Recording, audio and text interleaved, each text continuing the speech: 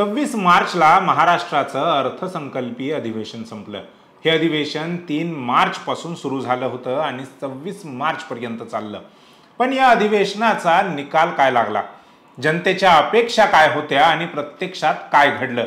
अधिवेशनात जनतेच्या मूलभूत प्रश्नांवर चर्चा होईल। शेतकऱ्यांचे प्रश्न, बेरोजगारी, महागाई, शिक्षण, आरोग्य यांवर ठोस उपाययोजना होतील असं वाटलं होतं। पण त्याऐवजी काय दिसलं? औरंगजेब, झटका हलाल, कुणाल कामरा, वाघ्या कुत्र्या यासारख्या निरर्थक मुद्द्यांवरती सभागृहात गदारोळ झाला आणि जनतेचा वेळ आणि पैसा दोन्ही वाया गेले।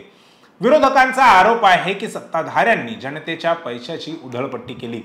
चला तर मग या अधिवेशनाचा आढावा घेऊयात। नमस्कार, मी संकेत आणि आपण पाहत आहात मुंबई आउटलुक। सर्वप्रथम अधिवेशनाचा खर्च समजून घेऊयात। या अधिवेशनात एका सेकंदाला 6400 रुपये खर्च झाले असा दावा विरोधकांकडून केला गेला। म्हणजे एका मिनिटाला सुमारे 3,84,000 रुपये आणि एका तासाला जवळपास 2,30,00,000 रुपये खर्च होतात। या अधिवेशनात विधानसभेचं कामकाज प्रत्यक्षात 146 तास चाललं, तर काही कारणांमुळे 1 तास 25 मिनिटे वाया गेली। विधानसभेचं काम हे दररोज सरासरी 9 तास 7 मिनिटे चाललं। दुसरीकडे विधान परिषदेत झालेलं कामकाज 115 तास व 36 मिनिटे चाललं, तर अन्य कारणांमुळे 5 तास 45 मिनिटांचा वेळ वाया गेला। विधान परिषदेचं कामकाज दररोज सरासरी 7 तास 13 मिनिटे चाललं। याचा अर्थ असा की 146 तासांच्या कामाचा खर्च बघितला तर एकूण खर्च साधारणतः 135 कोटी रुपयांच्या आसपास होतो। हा आकडा किती भयानक आहे याची कल्पना करा। हा पैसा जनतेच्या करातून येतो आणि तो जनतेच्या हितासाठीच वापरला जायला पाहिजे होता। परंतु प्रश्न असा आहे की हा पैसा खर्च झाला तरी जनतेच्या प्रश्नांवर किती चर्चा झाली? अधिवेशनात एकूण 146 तासांचं काम झालं, परंतु त्यापैकी किती वेळ खरोखरच जनतेच्या प्रश्नांवर खर्च झाला?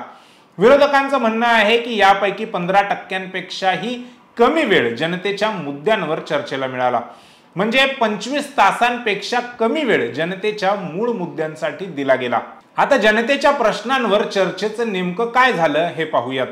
अधिवेशनात शेतकऱ्यांचे प्रश्न, लाडकी बहीण योजनेची अंमलबजावणी, बेरोजगारी आणि आरोग्य सुविधा यावर काही प्रमाणात चर्चा झाली, परंतु ही चर्चा किती सखोल होती? उदाहरणार्थ, शेतकऱ्यांच्या कर्जमाफीचं आश्वासन निवडणुकीत देण्यात आलं होतं, परंतु त्यावर ठोस निर्णय किंवा तरतूद दिसली नाही। लाडकी बहीण योजनेत मासिक ₹1,500 ऐवजी 2,100 रुपये करण्याचं आश्वासन होतं, परंतु ती वाढ तात्काळ लागू होणार नाही असं स्पष्ट झालं।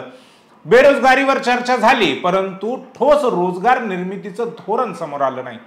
विरोधकांचा आरोप आहे की सत्ताधाऱ्यांनी ही चर्चा टाळण्यासाठीच निरर्थक मुद्दे पुढे आणले। औरंगजेबावरून वाद, झटका हलालवरून गोंधळ, कुणाल कामराच्या वक्तव्यावरून एकमेकांवरती टीका आणि वाघ्या कुत्र्याच्या पुतळ्यावरून हास्यास्पद वादविवाद, हे सगळं पाहता जनतेच्या प्रश्नांना दुय्यम स्थान मिळालं असं म्हणावं लागेल। आता विधेयकांबाबत बोलूया। या अधिवेशनात एकूण किती विधेयकं मंजूर झाली? उपलब्ध माहितीनुसार अधिवेशनात 5 नवीन विधेयक मांडण्यात आली असं मुख्यमंत्री देवेंद्र फडणवीस यांनी सांगितले। त्यापैकी काही महत्त्वाची विधेयक मंजूर नक्कीच झाली। उदाहरणार्थ, Maharashtra motor vehicle tax amendment act 2025 हे विधेयक मंजूर झालं, ज्यामुळे मोटरसायकल, कार आणि इतर वाहनांवरील करात वाढ झाली। याशिवाय काही पूरक मागण्यांवर देखील चर्चा झाली आणि त्या मंजूरही झाल्या। एकूण 6,486 कोटी रुपयांच्या पूरक मागण्या पहिल्याच दिवशी मांडल्या गेल्या होत्या, पण यातून किती जनहित झालं? विरोधकांचं म्हणणं आहे की ही विधेयकं सत्ताधाऱ्यांच्या सोयीची होती आणि जनतेच्या मूलभूत गरजांवर परिणाम करणारी फारशी विधेयकं मंजूर झालीच नाहीत। दुसरीकडे सत्ताधारी म्हणतात की अर्थसंकल्पात 7 लाख कोटींची तरतूद होती आणि ती संतुलित आणि त्यासोबतच विकासाभिमुख होती। पण प्रश्न असा आहे की ही तरतूद प्रत्यक्षात किती प्रभावी ठरणार? सत्ताधाऱ्यांचं म्हणणं आहे की हे अधिवेशन यशस्वी झालं। मुख्यमंत्री देवेंद्र फडणवीस यांनी सांगितलं की अर्थसंकल्पात शेती, उद्योग, पायाभूत सुविधा, रोजगार आणि सामाजिक कल्याण या 5 मुद्द्यांवर लक्ष केंद्रित केलं गेलं। त्यांनी असा दावा देखील केला की महाराष्ट्राचा अर्थसंकल्प 7 लाख कोटींचा आहे, जो उत्तर प्रदेशानंतर देशात सर्वात मोठा आहे। त्याचबरोबर वित्तीय तूट 2.7% नियंत्रित ठेवल्याचंही सांगण्यात आलं.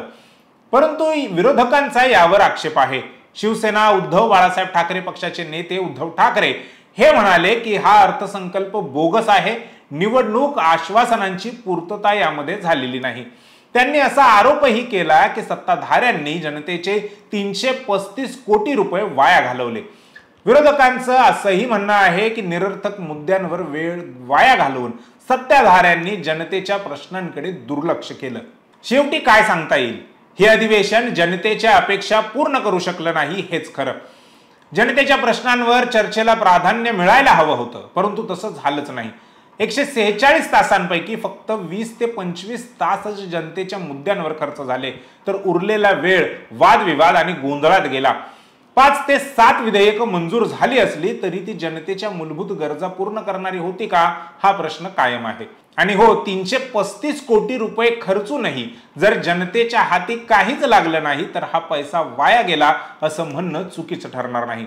आता पुढच्या अधिवेशनात तरी सत्ताधारी आणि विरोधक दोघांनीही जनतेच्या हिताला प्राधान्य द्यावं हीच अपेक्षा.